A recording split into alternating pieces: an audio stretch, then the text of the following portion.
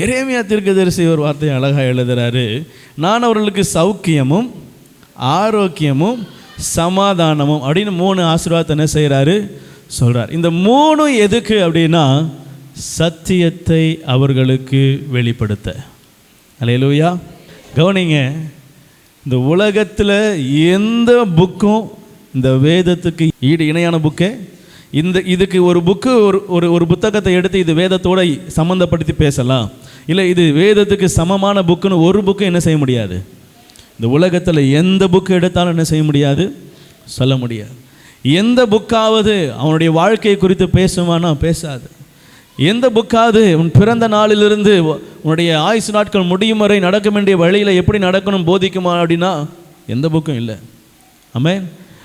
வேதம் ஒன்றே ஒரு மனிதனை நன்னெறிப்படுத்தவும் நல்வழிப்படுத்தவும் அவனுக்கு போதிக்கவும் அவனை நடத்தவும் அவன் தேவைகளுக்கு உண்டான காரியங்களிலே ஆலோசனை கொடுக்கவும் எல்லாவற்றையும் செய்ய ஆலோசனை கொடுக்கிற எல்லா காரியமும் உள்ளடக்கிய ஒரே வேதம் நம்முடைய வேதம் மட்டுமே.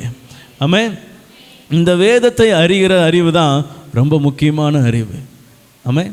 ஒரு மனுஷனை குறித்து உலகப்பூர்வமாக ஆராய்ச்சியில் சொல்கிறாங்க, ஒரு மனிதன் யாருடைய முகத்தை அதிகமாக என்ன செய்கிறான் பார்க்குறானோ அவங்க முக சாயல் இவனுக்கு என்ன செய்யுமா வருமா.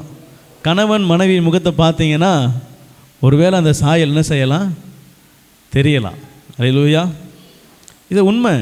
நீங்கள் யாரை அதிகமாக என்ன செய்கிறீங்க பார்க்குறீங்களோ, யார் முகத்தை ரொம்ப நாட்கள் ரொம்ப நேரம் அவங்க முகத்தை பார்க்குறீங்களோ அவங்க முக சாயல் உங்களுக்குள்ளே என்ன செய்யுமா வருமா. அதனால தான் எல்லாம் ஜெபம் பண்ணுங்க, ஆண்டவரை நோக்கி பாருங்க, வானத்தை நோக்கி என்ன செய்யுங்க. ஆமாம், ஆண்டவரோடு கூட அல்லேலூயா. ஆமாம், நீ கணவன் மனைவியாக இருந்தீங்கன்னா உங்கள் முக ஜாடை ஒன்று உங்கள் கணவருடைய முக ஜாடை ஒத்து இருக்கணும், இல்லை உங்கள் மனைவியோட முக ஜாடை என்ன செய்யணும். அல்லேலூயா. எங்கே பாஸ்டர் வாய்ப்பு இல்லை அப்படின்றீங்களா? இருக்கணும்.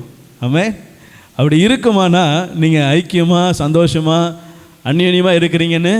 ஆமாம், உங்களுக்குள்ளே சமாதானம் இருக்குதுன்னு இங்கே சொல்லப்பட்டிருக்க பாருங்கள். உங்களுக்கு ஆரோக்கியம் சௌக்கியம் சமாதானம் இவ 3 இருந்தால் சத்தியம் உங்களுக்குள்ளே வெளிப்படும். அல்லேலூயா.